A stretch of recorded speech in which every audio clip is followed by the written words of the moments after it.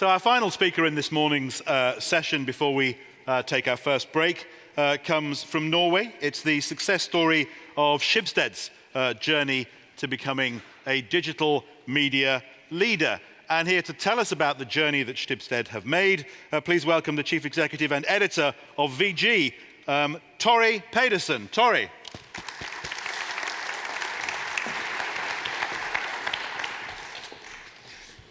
Yeah, good morning, everyone. Thank you for giving me the opportunity for the next 20 minutes or so to take you on a sort of roller coaster-like ride describing our digital journey and our way, perceived way going forward. We used to be utterly local and paper-based media company in Norway. And as you know, Norway is not the biggest country on earth.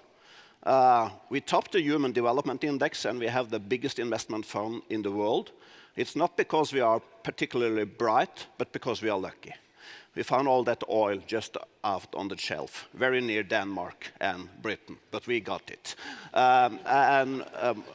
From that, we have sort of transformed our business. For the first 150 years, we were exclusively in Norway. And then in 1995, the internet came along, and we sort of embraced it immediately, invested heavily into it, and at the same time bought the biggest Swedish newspaper, Aftonbladet, and started a journey transforming ourselves from being Norwegian to become Scandinavian. And I think probably the most important thing we did in those 10 years was to acquire a very small classified site called Blocket, which later on has been the foundation for rolling out classified portals all over the world, actually.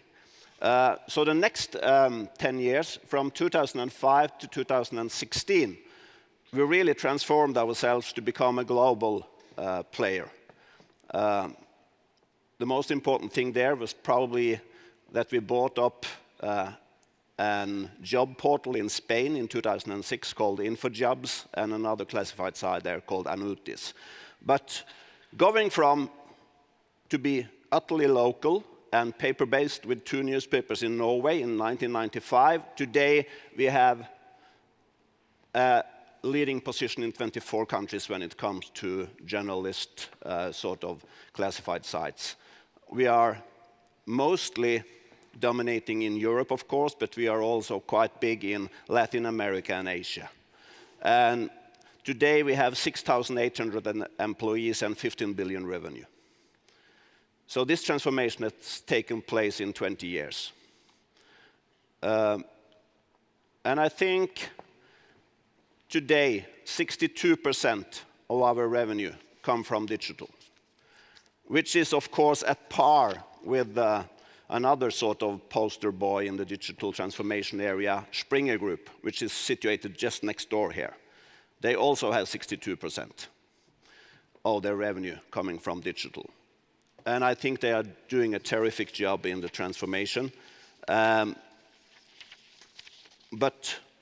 our aim, of course, is to grow that part even bigger. The newspaper I'm leading reach 54% of the Norwegian population every day, but only 10% through the newspaper, through the paper. And these days, 80% of our ad revenue is digital. So I think it's really possible to do this transformation. And our strategy is built on 3 strong pillars. We want to be a global leader in online classifieds, which I think it's fair to say that we are, together with Naspers and eBay and Springer. They are all really big in that area as well. We want to build world-class digital media houses. Not that they should conquer the world, but to dominate their market. And for us, that's Scandinavia. We really want to have strong positions with our media houses in our primary markets. And together with that, we build new online services. And everything must be based on a global scalable foundation of tech solutions and platforms. I think that's really important, and identity and data is growing in importance by the minute. So how have we been able to do this journey then? The mainstay or the biggest pool of revenue for newspapers was classified ads. But we continuously allowed ourselves to disrupt that business. And then we went into the blocket. A lot of revenue went away from the newspapers and were shifted over to the online part. But these days, there is a new sort of disruption taking place, and it will go further on to the mobile. So today, we have invested heavily in these, I think it's in the German market, is it? The Spock app. Of course, everyone of you have to download it and start using it to find out how these things will change the world. And the other thing I think was very important for us was that we had a system that when we started our digital journey, we separated the digital from the legacy business. I think most of the media companies has allowed themselves to allow the legacy business to get the upper hand. If you are giving the legacy business the upper hand, the development is too slow. It's always too slow. And the way we did it, in 2000, we separated our online arm in a separate company. I took the position to lead it. I was at that time the next in command in the newspaper. The newspaper was the biggest in Norway. This was sort of a kiosk. But some years later, it was the biggest one ever. And the same thing we did back in 2010. We separated our mobile operation in a separate company. Took it back 3 years later because the speed of the development was very quick. These days, we did the same thing with web TV, which is the next way coming up. So you have to find out how you organize it in your company, but you really have to bear in mind that the sort of legacy culture always try to sort of preserve the old way of doing things. And that will not be sustainable. So, which are the changes we see going further on in the digital landscape?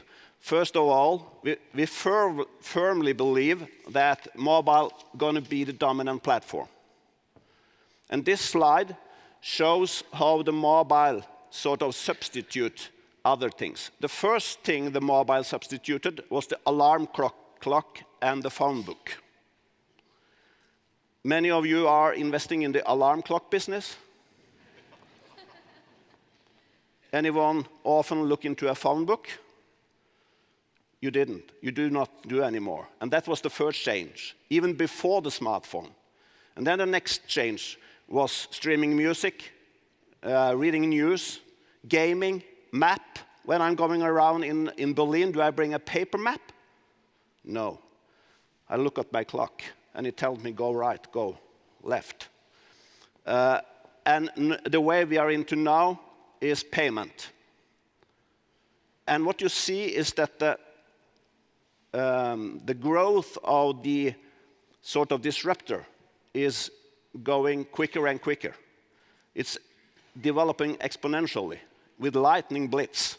And to give you an impression of how fast things is developing, I have developed what I call the Christmas Eve index. This is a picture from the Hanseatic Bergen sort of harbor there.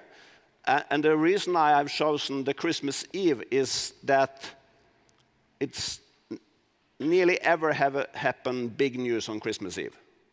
It's more than 2,000 years since the last really big news there. And we behave in sort of the same way every year, at least in my family. It's very ritual. We eat the same thing, we do all the same things. So I try to eradicate as much distortion as ever. And what I see was that back in 2009, 93% of our digital traffic was from a desktop. last Christmas Eve, 62% was from a mobile. So if you are operating a news media company today and not the bulk of your readership come from mobile, you will be in trouble. And the other really important things that is changing in the internet area these days is that we are going from a sort of everything fits all anonymous sort of internet, described by this iconic cartoon. I think it was from the New Yorker. On the internet, nobody knows you're a dog. And as the former speaker said, going into an identified web, I think if the ability to create value is aligned to your ability to sort of identify the user. So this is a fundamental shift going on. And of course, the competitive landscape is changing dramatically for all of us. In the old days, for Schibsted, it was Alma Media in Finland and Bonnier in Sweden, who probably was our competitors. Today, it's Naspers in South Africa and eBay. You have all these platforms. You have Airbnb, which is the biggest deliverer of places to sleep in the world, and they do not have a hotel room. Then you have Uber, the biggest deliverer of transport. They don't have a car. And of course, you have Alibaba, the biggest deliverer of goods. They don't have any goods. And Uber is really fascinating by Uber, actually. When I come here to Berlin, I took a taxi from the airport. And I asked the guy, could I pay by credit card? No, you have to pay by cash. And then I downloaded my Uber app, and every time I go in Berlin today, I use Uber. And who's coming? A taxi. Immediately, a taxi comes, and I don't have to pay anything. It's by my credit card, and I get my receipt in my email. It's one of those things I really reflect on when I'm traveling. And of course, you have the giants, the behemoths of the world, the Facebook, the Apple, and the Google, which is all of them going into the news business. You have the instant articles, you have the AMP, you have the Apple News, and you know everything about it, and you have to sort of find your own way to deal with it. So what's our response to be into this landscape? It goes with the same as the earlier speakers have said as well. You really have to ramp up in technology. And for us, we are sort of building common platforms. One for the marketplace, one for the media, and one for the advertising. And the reason why we do it is to accelerate innovation through rapid experimentation and streamline rollout of new features and products, to personalize products. One of the things that's going to die is the broadcasting theorem. Facebook has proved that the broadcasting theorem is going to die. And I will go deeper into that later on, what I mean about it. But just think about, today, most magazines or newspapers or television channels or whatever they do, they deliver the same story to an 80-year-old man in Bayern as to a 21-year-old female in Kreuzberg. What's the probability that their interest is congruent? 0. And that has to change. So we must be able to personalize the products through data-driven optimizations and tailored user experiences. That's proven by the social platforms. And of course, we have to scale efficiencies to roll out this all over the world where we are operating. And this is our product and tech stack. It's all based on some fundamental enabling technologies, infrastructure and data and analytics. And then we have on top of that identity, payment, experimentation, and fraud. and on top the different platforms. And everything we do is try to be built up on this platform. We are building logged-in ecosystems. Because in Norway we have the biggest classified site, we have the biggest news portal, we have the biggest sort of financial services, we have the biggest price comparison thing. If we are able to combine this, we have a real strong value proposition towards the market if we are able to harvest the data and put it together in a sort of logged-in ecosystem. And I think it's important to bear in mind for media companies, we have been very much out to the stage zero here. We have a lot of user data, but we have not been able to aggregate it and to put it together in a way that is self-reinforcing. And for everyone who has been on Facebook or Google, you know that their data is self-reinforcing all the time. And for us to be able to compete in the future, we have to solve that problem as well. So what we are doing now, we are trying to rethinking the newsroom. And the way we rethink the newsroom is that it's built on 4 sort of foundations. Everything you do in the newsroom is based on 4 foundations, I think. It's about to discover. You have to discover the news either by meeting a source or whatever, but there is a huge amount of news all over the places. We have gone from an era of scarcity to an era of overload when it comes to information. And to be able to analyze that in real time is really important, and we are building sort of products for the newsroom to be able to find trends and values in real time. Then it's create. It should be really easy to create a digital article or whatever you call it, mostly built on drag and drop. All CMS systems I've seen has not been good enough for that. I haven't seen a single one. So we are trying to build this. Then it's curate. It's a lot of material out there. I think it was encouraging to listening to Hearst that took material from one brand, putting into another brand, because I firmly believe that the container way of thinking about brands gone away. You will not be able to publish a story just in one place anymore. You have to have a distributing strategy, whether it's in your own company or it's towards a social platform or whatever it is. So that way of the old theorem will also go away. And of course, the last thing we are working on is engagement. And every reporter working in Schibsted has an app on their mobile phone where they're in real time can monitor how their article is engaging with their readers.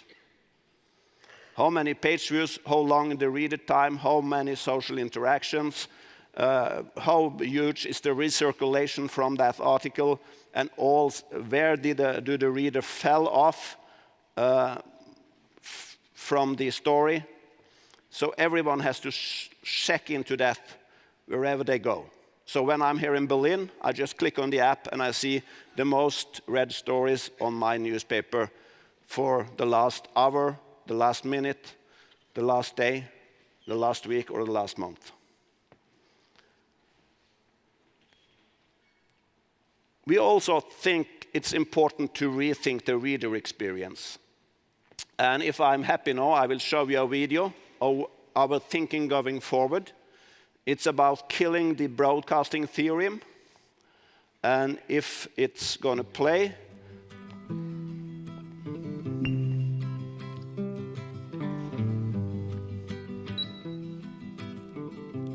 the idea here is that if you are interested in the stock exchange, you got the stock exchange news. If you have that Volkswagen, you got the consumer news. If you are interested in the environmental impact of it, you got that news, because I know that from your behavior.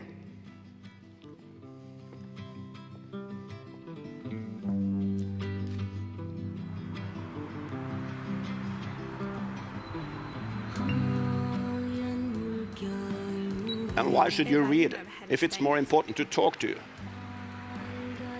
Hei, Politiet melder at veien ryddet og biler får passere. Det nok litt kø.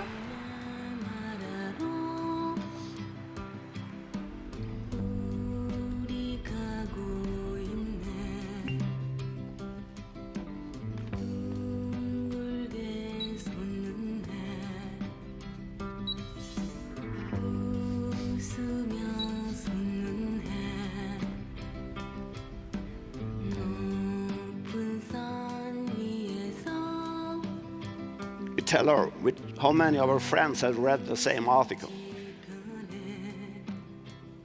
And she buy the makeup directly.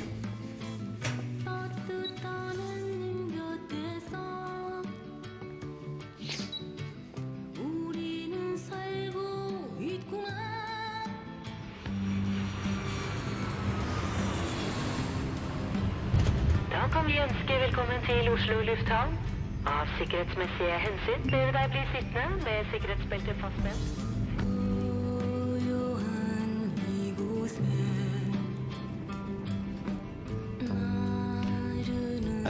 Those of you understanding Norwegian has realized that the sound and the pictures is not synchronized. But the plane is coming back from US, and we know that you have been abroad because we have analyzed the data, and we're telling you that's what's happening as you have been away. And tell you what you really need to know. And if you're going to work in the morning, why should you read the news and not listening to it through them? That should be your choice. Går det an å tilstå et drap man ikke har begått?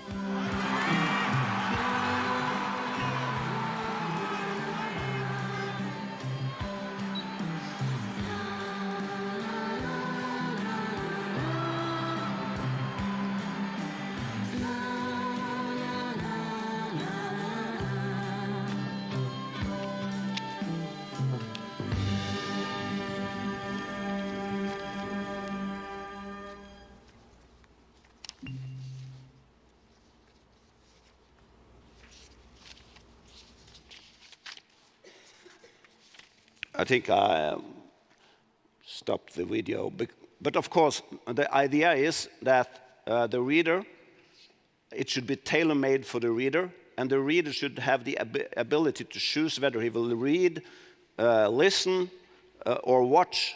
And I mean, are you talking to Siri regularly if you want to solve a problem?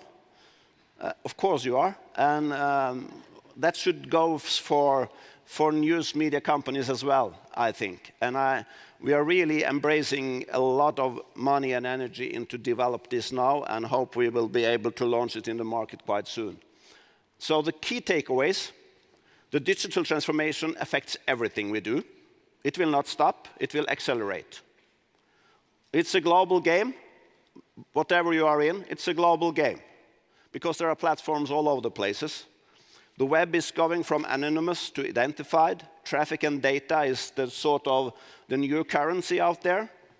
And you have to be relevant, you have to personalize the products. And I think the real advantage of the media industry compared to Facebook is that we can sort of have a common layer that everyone in the country need to know. And under that layer, we can have the personalized one. Because if you are in the social area, it's echo chambers, and it's all personalized. And then you can miss out on something, and you just get your own opinions sort of confirmed. So if you want to go deeper into this, we publish every year what we call a future report. It's for everyone to download and read. We do not hide our thinking. We think that what differentiate different media companies is those who are able to execute on their ideas and those who are not. And if we are able to deliver on our sort of mission, which is to empowering people in their daily life, if we are delivering on that, the rest will come by itself. Then I have 26 seconds left of my time. So I just want to spend those 21 seconds to thank you for your attention. Thank you.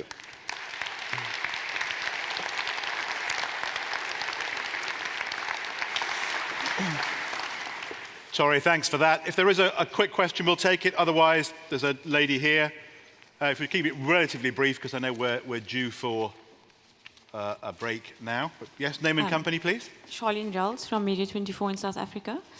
Torry, can you share one of the biggest mistakes that you made and what you learned from it in your transformation? Yeah. One of the biggest mistakes we made was that we had the biggest social platform in Norway, and I think it was 75% of all teenagers in Norway on a daily basis on that platform, but we didn't force them to register by their own identity. We allowed them to be anonymous. It was a huge mistake. If we had forced them to give their identity, we might have been able to hold a strong position in a really, that's a huge mistake. But most of the things we have done is mistakes. You have to do a lot of mistakes to do the things right. If you don't do anything, nothing happens. If you do a lot of mistakes, you once in a while really crack the whole thing and become rich. So if we have more questions, can we take them in the break? And for now, can I ask you please to thank Torry Pedersen? Thank you. Thank you.